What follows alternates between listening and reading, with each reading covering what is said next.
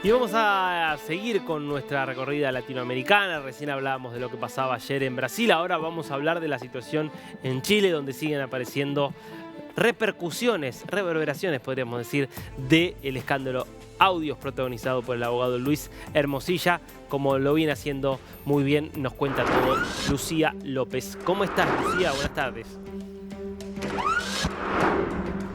Muy bien, buenas tardes Darío, a toda nuestra audiencia en Latinoamérica. El caso Hermosilla, que ahora ha removido una de las crisis más importantes que ha vivido el mundo de la política y judicial, que surge casi a mediados de la década pasada y es sobre el financiamiento irregular de la política que estaban haciendo grandes empresas, grandes capitales con facturas ideológicamente falsas.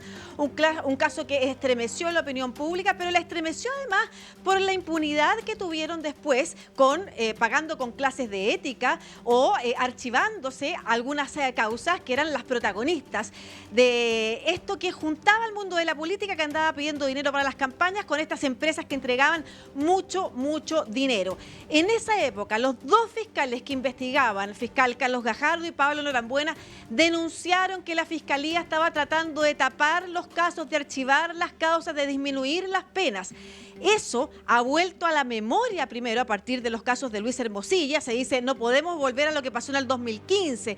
La crisis de la política ante la opinión pública, además la crisis del Poder Judicial ante la opinión pública con estas penas tan bajas o estas causas archivadas por acuerdos políticos detrás. Bueno, pero ahora volvió a estar sobre la mesa con más argumentos que solo la memoria. Los nuevos chats que se han revelado entre el ex fiscal Manuel Guerra, que encabezaba la Fiscalía Regional Metropolitana en esa época, y Luis Hermosilla hablan de una operación, primero, para sacar a los fiscales que llevaban la causa y que terminaron renunciando precisamente por cómo se estaban abordando estos temas en la justicia, y segundo, para tapar estas causas que finalmente terminaban en clases de ética. Los chats hablan de las causas VIP, están a salvo. Esos son los mensajes que había entre el ex fiscal Manuel Guerra y el abogado Luis Hermosilla, que en esa época era asesor del Ministerio del Interior del gobierno de Sebastián Piñera, que también estaba siendo investigada por otras causas que luego terminaron en penas o en archivos, penas muy bajas o archivos. Bueno, estoy aquí con uno de esos fiscales que renunció en ese momento haciendo las denuncias. Carlos Gajardo, muchas gracias por recibirnos en tu oficina para hablar con toda Latinoamérica de lo que hoy se está revelando. ¿Qué te parece? En esa época había sospechas. ¿Qué te parece lo que hoy se ha revelado a través de los chats? Bueno, lo que hoy día se conoce a través de estas comunicaciones de WhatsApp entre el fiscal regional Manuel Guerra, en esa época mi jefe, con el abogado del Ministerio del Interior, Luis Hermosilla, por supuesto que vienen a ratificar las denuncias que hicimos en su momento. En su momento nosotros renunciamos a la institución acusando que se estaban tomando decisiones en los casos más importantes que se investigaban en Chile, financiamiento político y otros, sin criterios jurídicos, que se estaban tomando por otro tipo de criterios que en ese momento, por supuesto, no podíamos avisorar. Yo pensaba que había un afán de escalar en la carrera dentro del propio Ministerio Público para llegar a ser fiscal nacional, pero lo que vemos en estos WhatsApp más bien dan cuenta de un interés económico, de una operación política para bajar estas causas a cambio de obtener beneficios económicos, contrataciones en distintos lugares, hasta finalmente obtener una contratación muy millonaria en una universidad donde se pagan dineros que no guardan relación con lo que se le paga a un académico y que corresponden sin duda a un pago de un beneficio económico para un funcionario público. De eso estamos hablando. A propósito, cuando menciona una universidad, es la misma Universidad de San Sebastián que ha sido cuestionada y que va a ser investigada, lo pedido la Superintendencia de Educación, por el millonario sueldo a Marcela Cubillos y otros millonarios sueldos, entre los que se incluyen el cargo de académico por media jornada al ex fiscal Manuel Guerra por 6,6 millones de pesos, casi $7.000 aproximadamente estamos hablando, para alguien que tampoco era académico, no tenía credenciales académicas y un sueldo que además también está muy por encima de lo que significa ser académico en una universidad. Tu nombre aparece además mencionado. Estamos hablando de los chats entre Guerra y Hermosilla, en los que se habla de Gajardo. Tu nombre. ¿Qué te parece también lo que ahí aparece contra tu figura? Bueno, hay toda una explicación de lo que sucedió los días en que nosotros presentamos la renuncia, ¿no? Entonces, él le va contando a Luis Hermosilla lo que va sucediendo, que va a tomar esta decisión de suspender las causas. Hermosilla le pregunta que hay rumores de que nosotros vamos a renunciar, le contesta que no importa, que si renuncia mejor, luego le confirma que efectivamente hemos renunciado y ahí le dice esta frase que ha llamado tanto la atención, ¿no? Las causas VIP están a salvo, ya están en mi poder. Y Hermosilla le contesto, me alegro. Todo da cuenta efectivamente que de eso se trataba todo, ¿no? De proteger las investigaciones que afectaban al poder político y económico en Chile que nosotros llevábamos en esos momentos y al interés, por lo tanto, de proteger a las personas que estaban siendo investigadas. Desde el presidente Sebastián Piñera hacia abajo en aquel entonces. Adelante, Darío. ¿Cómo le va, Carlos? Un placer saludarlo. ¿Usted sabía en ese momento quién era Luis Hermosilla? Sabíamos que era un abogado reconocido en la plaza, que era un abogado que había tenido una relación importante en el primer gobierno del presidente Sebastián Piñera, justamente por su vinculación con Andrés Chadwick, que había sido su socio histórico. Era un personaje conocido, ¿no? Un personaje que venía desde el mundo de la izquierda, pero que a partir de la evolución que tiene en su ejercicio como abogado, comienza a transformarse más bien en el abogado de personas relevantes también en el mundo de la centroderecha. Fue abogado de la familia de Jaime Guzmán, un histórico político que fue asesinado en nuestro país y por lo tanto tenía una connotación muy relevante como persona poderosa e influyente. Esto que se ha conocido, por supuesto, de la manera en que operaba debajo, ¿no es cierto?, de las instituciones, evidentemente no era conocido. ¿Hay otros Hermosilla? ¿Hay otros personajes que usted sospeche, por lo menos, que pueden tener un poder semejante de interferir sobre el funcionamiento de la justicia? Bueno, sin duda. De hecho, Manuel Guerra había renunciado al Ministerio Público hace 3 años, el año 2021, y de alguna manera se estaba convirtiendo en un nuevo Luis Hermosilla, ¿no? También estaba tomando causas con figuración como abogado particular. Los chats dan cuenta que también está influyendo en la manera, los jueces que tienen que conocer de esas causas, y así como Manuel Guerra, seguramente muchos otros, ¿no? Abogados que más bien se dedican al lobby de la profesión más que a la litigación pura en tribunales. Yo creo que eso efectivamente está lleno en Chile y probablemente en otras latitudes del mundo también. Lo llamativo además, Darío, es que en los chats se da cuenta de cómo él, mientras es fiscal, no es que reciba presiones del poder político, sino que se ofrece incluso y hace preguntas como ¿qué quiere el gobierno para este caso? ¿O qué quiere el gobierno para este otro caso? Y va revelando distintas situaciones que están dentro de la justicia, incluso algunas muy anónimas, como por ejemplo cuando se detuvo por conducir en estado de ebriedad a la cuñada del presidente Piñera y se le informa por interno que además la han dejado en libertad, un caso que en ese momento no fue conocido, entonces que da cuenta de lo que quedó en ese tiempo ante la opinión pública y que había justicia para ricos y justicia para pobres, justicia para el resto del país. Ahora, yo te mencionaba que son causas que han vuelto a removerse, pero no solo en la memoria, sino que también en acciones.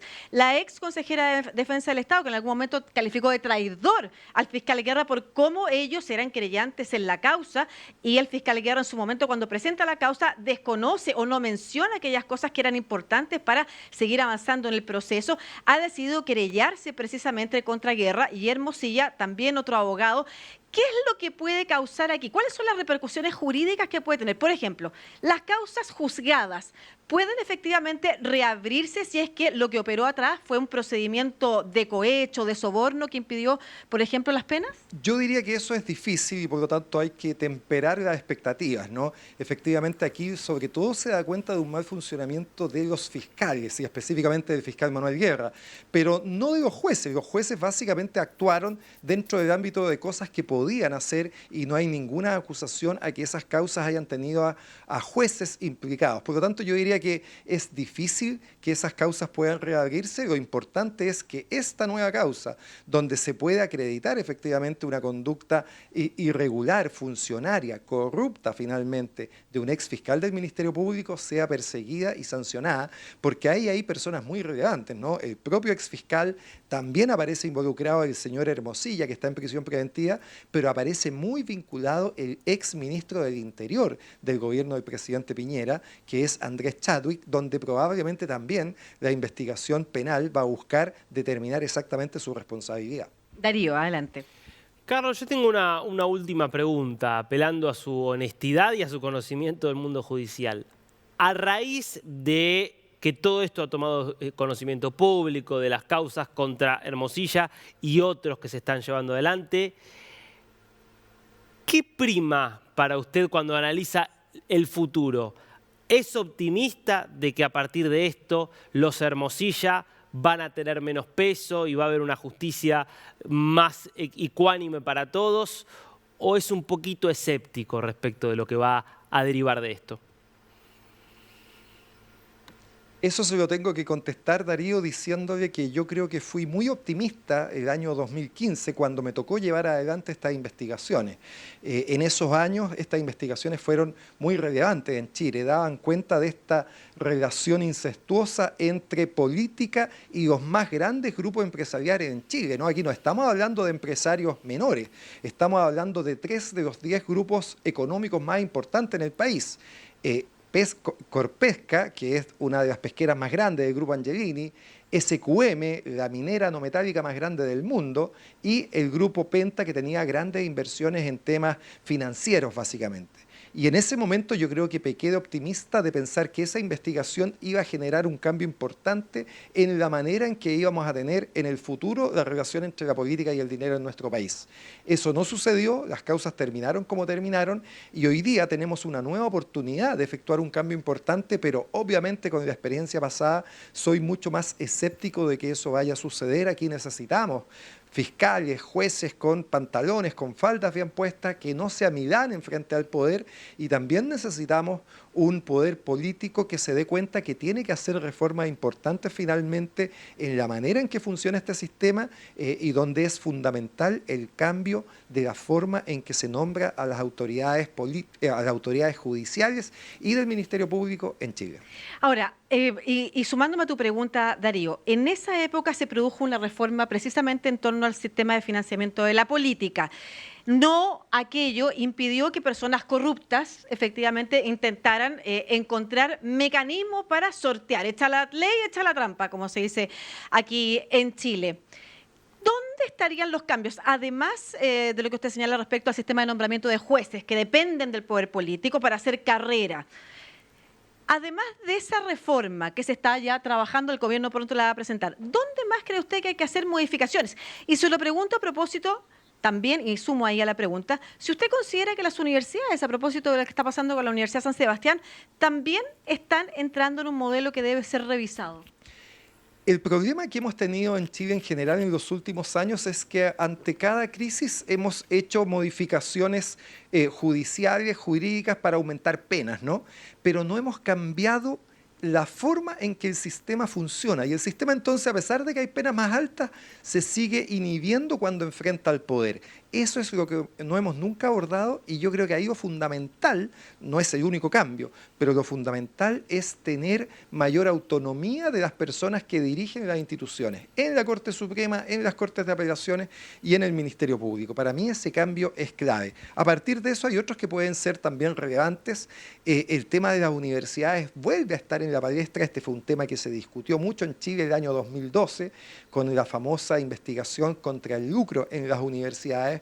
Y a pesar de que en esa materia también se hizo cambios, volvemos a tener actos hechos en que se demuestra evidentemente que las universidades privadas, sobre todo algunas de ellas, siguen teniendo mecanismos muy opacos de la manera en que utilizan sus dineros. Eso también debe ser modificado. Claro, y eso es una discusión en la que se han sumado, a propósito de lo que pasa en la Universidad San Sebastián, las y los rectores en Chile, porque esa discusión que le puso fin al lucro permitió que las instituciones privadas cumplieran un rol público y recibieran dineros públicos, pero sin la fiscalización a la que están sometidas las universidades estatales. Y ese es el cambio que están también pidiendo las y los rectores, sobre todo porque estamos hablando de universidades que reciben en algunos casos mucho más dineros públicos que lo reciben las propias universidades estatales, sin embargo no tienen la posibilidad de ser fiscalizadas para ver de qué manera se utilizan esos recursos. Muchas gracias, Carlos Gajardo, abogado ex fiscal además de estos casos que significaron un sismo efectivamente en la clase política, en el Poder Judicial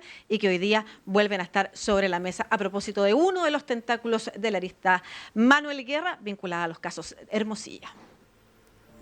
Muchísimas gracias, Lucía, y muchísimas gracias al ex fiscal. Un placer esta charla.